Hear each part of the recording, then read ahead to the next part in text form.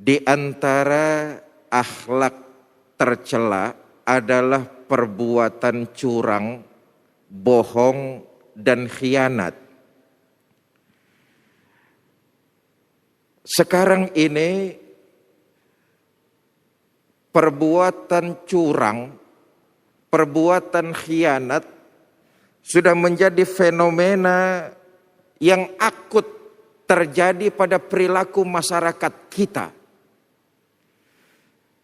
Sebagian mereka ada yang menganggap bahwa perbuatan tersebut berlaku curang, bohong, dan khianat merupakan menjadi sebuah kebiasaan dan mereka tidak menganggap sebuah dosa. Orang-orang yang berlaku seperti ini lemah jiwanya, murah harga dirinya. Perbuatan curang, perbuatan bohong, perbuatan khianat yang dia lakukan dianggap sebuah kebiasaan, bukan merupakan sebuah dosa. Na'udzubillah, summa na'udzubillah. Yang lebih miris saudara, perbuatan curang dan khianat dilakukan di tengah musibah pandemi yang melanda bangsa kita. Luar biasa keji, luar biasa kejam.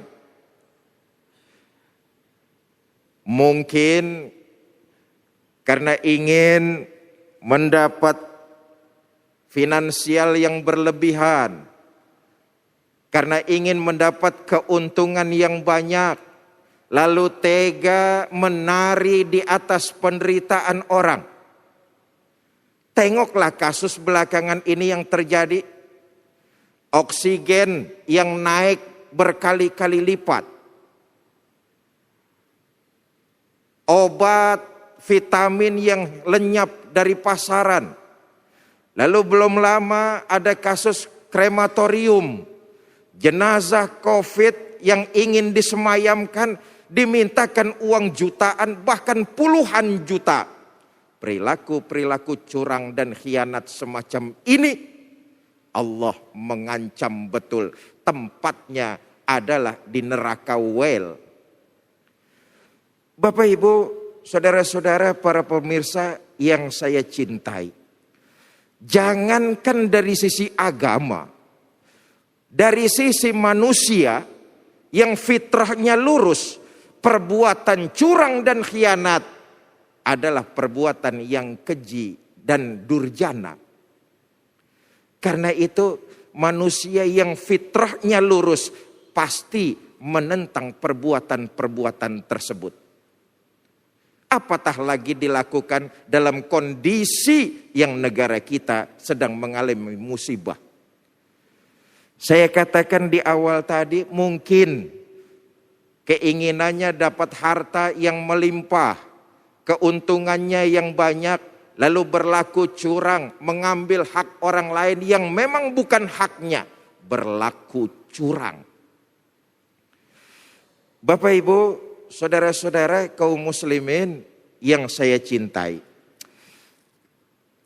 Ketika awal hijrah, junjungan kita baginda Nabi besar Muhammad sallallahu alaihi wasallam sampai ke kota Madinah. Ketika itu namanya Yasrib masih. Orang-orang Madinah masih melakukan kebiasaan-kebiasaan jahiliyah. Apa itu? Mereka melakukan kecurangan-kecurangan dalam perniagaannya. Mendapati hal seperti ini, turun wahyu al-mutaffifin. Baginda Nabi menyampaikan wahyu itu kepada orang-orang beriman di Madinah. Supaya mereka tidak berlaku curang dalam segala aspeknya.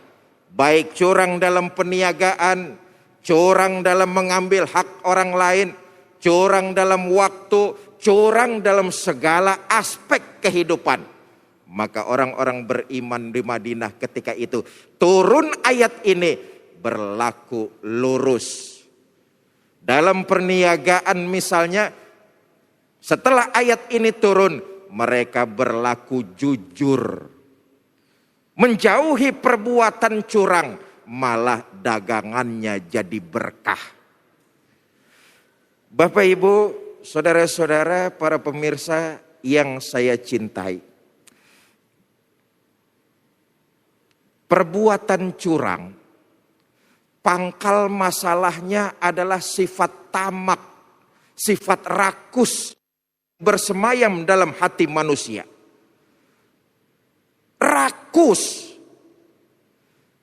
Kalau rakus yang diikuti, kalau tamak yang dituruti, satu nggak akan puas jadi dua, dua nggak akan puas jadi tiga, tiga nggak akan puas dia cari yang lain. Tamak.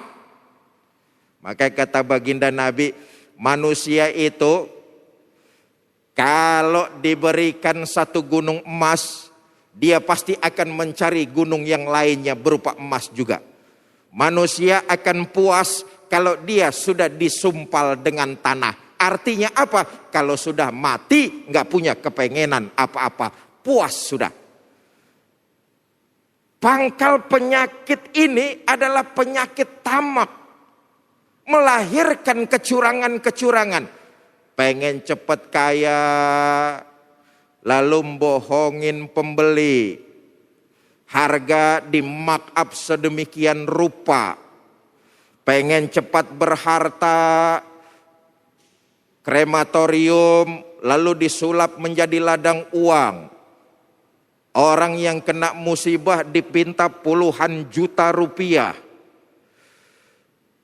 Pengen rumah mewah, pengen uang yang banyak, lalu menghalalkan segala cara berlaku curang. Karena itu Islam mengancam betul pelaku perbuatan curang, tempatnya adalah neraka jahanam. Saudara, di neraka jahanam itu ada jurang. Maka suratnya yang turun adalah Al-Mutaffifin.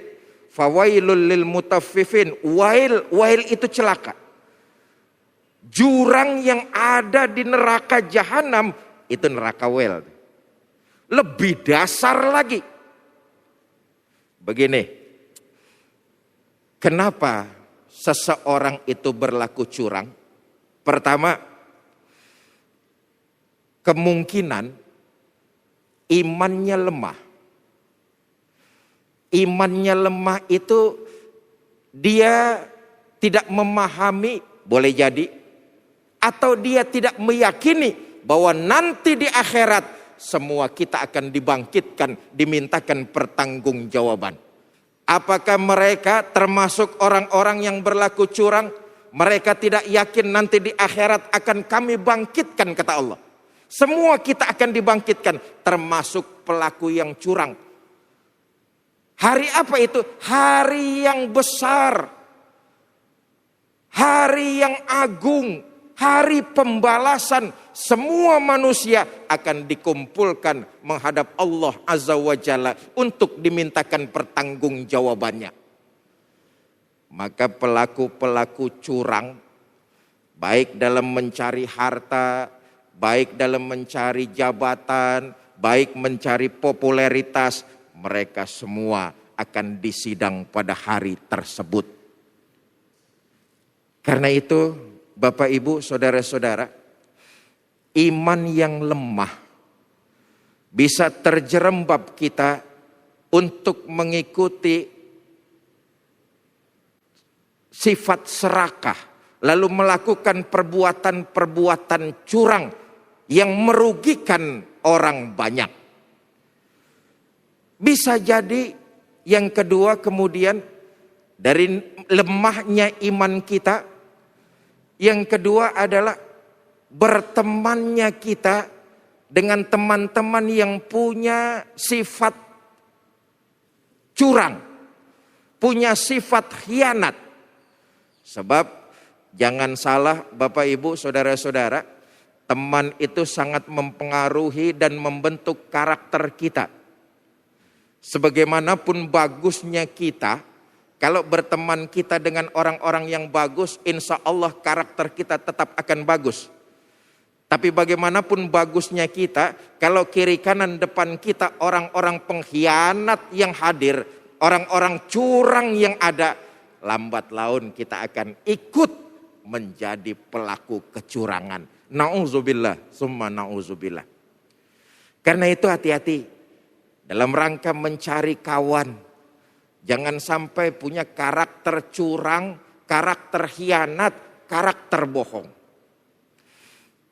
Dampak dari perbuatan curang. Jangankan dari sisi agama tadi saya katakan. Manusia yang fitrahnya lurus pasti membenci perbuatan curang. Kita lihat dampaknya. Orang yang berlaku curang, pertama, dia tidak akan bisa dipercaya oleh orang lain lagi. Ini bahaya. Sebab kalau orang lain sudah tahu dirinya berlaku curang, maka kepercayaannya hilang, kepercayaannya sirna, kepercayaannya lenyap.